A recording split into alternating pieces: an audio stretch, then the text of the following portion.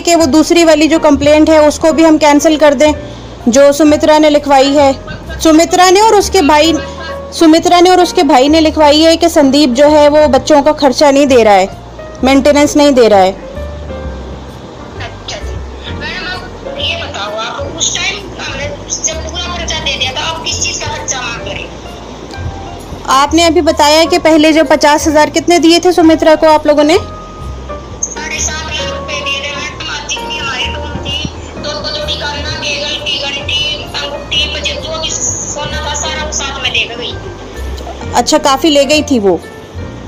हाँ जी, साथ में ले गई थी पूरी टूम, उसने चुटकी भी नहीं छोटी, सारी टूम वो अपने साथ ले गई थी। 7.5 लाख रुपए का फैसला किया था। तो अभी आपका मतलब जो संदीप जो है वो अभी संदीप कुछ भी नहीं देते उधर खर्चा बच्चों का? नहीं मैडम, अब तो कुछ नहीं देते, क्योंकि वहाँ पे लिखा गया था भाई आगे बच्चे अगर मिलना चाहते मिल सकते हैं, इसकी प्रॉपर्टी में कोई हिस्सा नहीं ले सकते।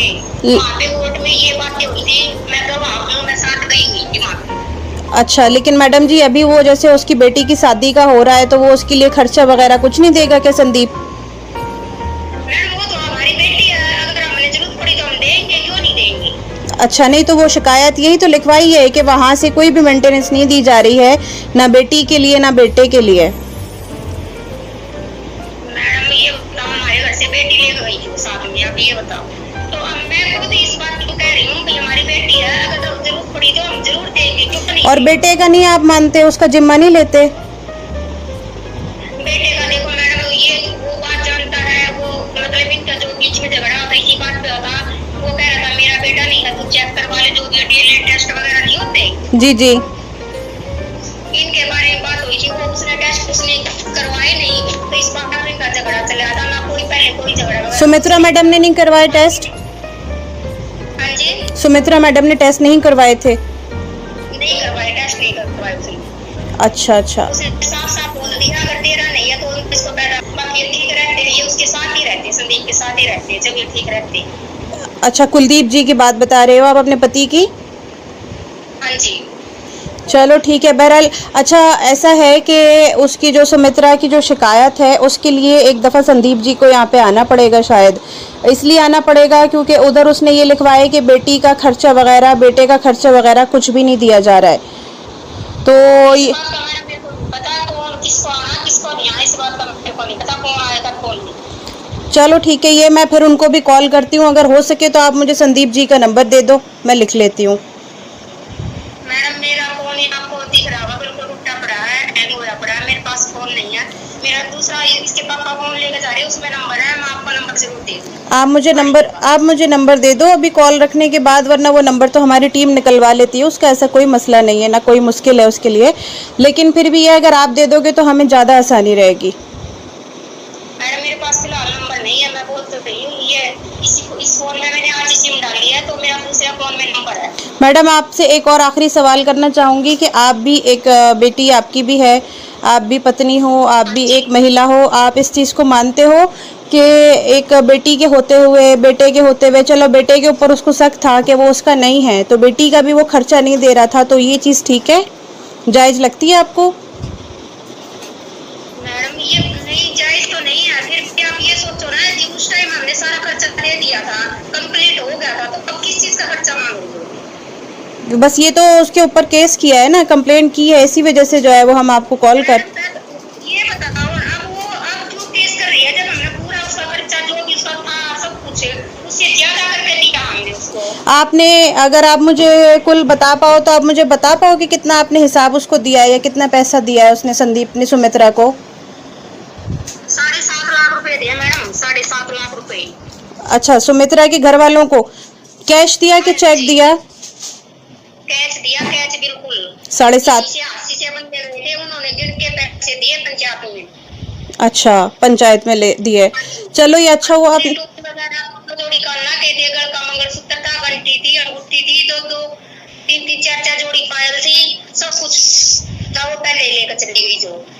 अच्छा चलो ठीक है, धन्यवाद जी, लेकिन हम फिर भी इस चीज़ को जो है अपनी लीगल टीम्स तक पहुंचाएंगे, इस बारे में थोड़ी सी जानकारी और होगी, क्योंकि उसने दोनों बच्चों का नाम लिखा है, उसने बेटे का भी लिखा है बेटी का भी लिखा है, और दोनों का खर्चा मांग रही है वो। वो तो जी मेरे को पता नहीं वो किस चीज का खर्चा मांग रही। और आपको मैं क्या बताऊं, जो भी उसके मतलब था ना बेड में जो भी कपड़े वगैरह थे मेरे साथ में लेकर जा रही है। आप ये बताओ। अच्छा, अपने कपड़े वगैरह और सारा सामान जो था वो ले गई थी? जो सामान उसके बैग में नहीं आया था वो तो वो लेकर नहीं गई। जिस टाइम गई है वो मैं तो घर पे नहीं थी, बाकी गली मोहल्ले सारे 4 बैग भर कर लेकर गई, 4 बैग। अच्छा, और चंचल की उम्र केवल कितनी होगी अभी, अगर आप लगभग बताओ तो? उसकी मतलब 4 जनवरी 2009। 2009। अच्छा अच्छा, चलो बहरहाल अभी उसकी शादी का हो रहा है तो उसका खर्चा तो जो है वो संदीप को देना पड़ेगा, और बाकी बच्चे के लिए भी मेंटेनेंस का केस ठोका है उसने। अभी तो कंप्लेन करी है और आगे से जो है वो हमारी लीगल टीम्स उसके ऊपर एक्शन ये लेंगी। बताओ मैडम, आप ये बताओ जी, वो बच्चों पे उसके पिता का हक ही नहीं मानती तो खर्चा क्यों देगा? वो ये कह रही है कि बच्चे तो उसी के हैं लीगल तौर पे। अच्छा, अब तो बच्चे उसी के, खर्चा लेने के लिए उस टाइम उसने कौन बोला बच्चे उसके हैं? उस वक्त तो कहती थी मेरे बच्चे ना, ये तो अभी देखो, गुड़िया अगर मेरे बच्चों के साथ भी खेलती थी ना उसको उन बच्चों पे से उठा लेती थी, वो मेरे साथ भी नहीं बोलने देती थी। वो गुड़िया 3 साल की थी उस टाइम। अच्छा उस समय 3 साल की थी। वो जैसे हमारे 2 रूम है, एक रूम में मैं रहती थी, एक रूम में वो रहती थी।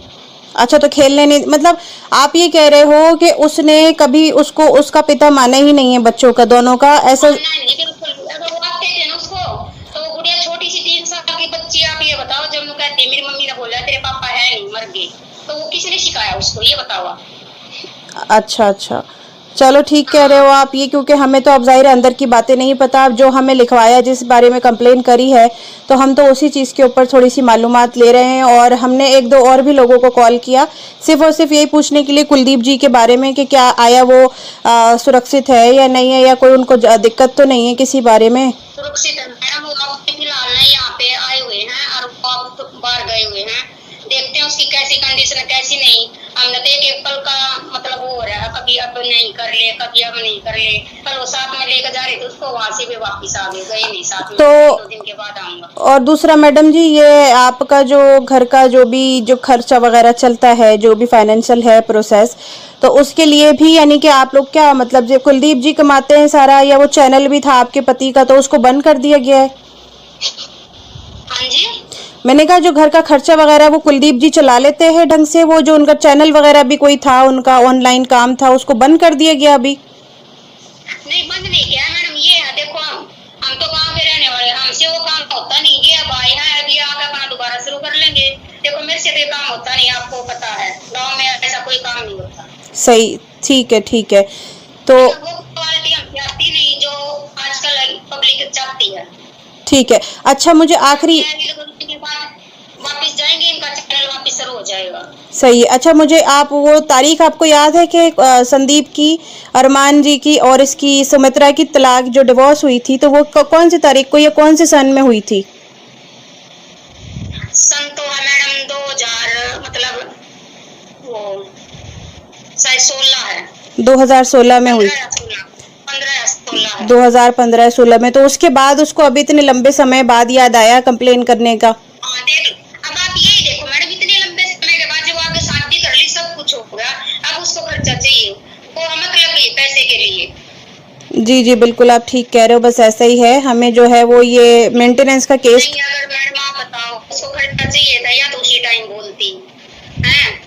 आप ये बताओ, उसका था मतलब दहेज जो था, असल तो हम दहेज लेते नहीं क्योंकि मेरी शादी हुई ना, मेरे सास ससुर ने कुछ भी दहेज नहीं लिया था। उसके घर वालों ने दिया एक सिंगल बेड था, एक मतलब सोफा था, एक अलमारी थी, एक कूलर, ये दहेज था उसका। फिर भी ना उसने जो 7.5 लाख की डिमांड की थी, कोर्ट में लगा लो पंचायत में लगा लो, हमने 7.5 लाख रुपए में से 1 रुपया भी कम नहीं था, पूरे 7.5 लाख उसको दिए हमने। जो हमारी टून वगैरह थी, बल्कि मैंने तो बोला था उनका भी साफ कर लो। संदीप रमना कर देना बोला कोई बात नहीं, अब उसकी है चलो कोई नहीं, कम से कम भी बेटू आप आज के टाइम लगाओगे तो बहुत ज्यादा पैसे दिए। उस टाइम के ना 70-80 हजार की टून आराम से थी। अच्छा, तो बेटी के लिए उसने दिया था कुछ, या बस ये कुल मेंटेनेंस यही दिया था उस वक्त? हाँ जी, जो टोटल आप बता रहे हो यही दिया था उस समय, या बेटी के लिए अलग से भी कुछ खर्चा दिया था बाद में अरमान ने? नहीं यही दिया था। तो चलो ठीक है, बहरहाल थैंक यू, आपने हमें जो है वो जानकारी दी है। और अगर हमें मजीद कुछ जानना, ये बोला था मतलब उसका दहेज का सामान का बताया था उन्होंने 1,20,000 रुपए शायद सही है। पंचायत में। बाकी जो पैसा दिया था बच्चों के लिए दिया था। बच्चों के लिए दिया था। चलो ठीक है, लेकिन अभी तो उसको इतने समय बाद मेंटेनेंस के केस का याद आया है उसके भाई, और उसने जो है वो ये एप्लीकेशन लगाई है, कंप्लेंट की है कि मेंटेनेंस नहीं दे रहा ये बच्चों की। नहीं, अब इतने समय के बाद कैसे? और उसमें से मेरे को इतनी भी पता, अभी हमारी कोई रिश्तेदार उसने बताया था, मैं नाम तो लेना नहीं चाहती, इसने 3 लाख तो शायद उसके चंचल के नाम किया था, 2 लाख शायद बेटे के नाम किया था, बाकी इसने अपने खुद के नाम किया था। इतना ही भी मेरे को पता है क्योंकि इसके मामा यहीं पास में रहते हैं, प्रेमनगर कॉलोनी हमारी आसी में। जी जी। तो इसकी मामी आई थी, बड़ी मामी, तो वो हमें तो सारी बातें बता कर गई थी खुद। सही है। सरोज जी, आप हमें कोई तस्वीर दिखा सकते हो, कोई इस तरह की पिक्चर जिसमें आप साथ हो सुमित्रा के? हाँ जी, आप मुझे कोई ऐसी पिक्चर दिखा सकते हो जिसमें आप और संदीप साथ हो सुमित्रा के? शादी की कोई तस्वीर या उसके बाद की?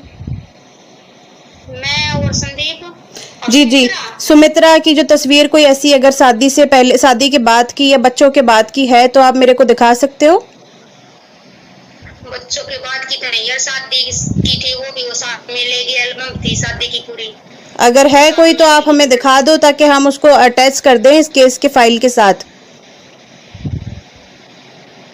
पर मैडम ये तो मेरे को टाइम लगेगा, मेरे को याद नहीं है, ढूंढना नहीं पड़ेगी। अगर देख लो आप तो देख लो, अगर जहाँ पे रखा है फोटो एल्बम आपका।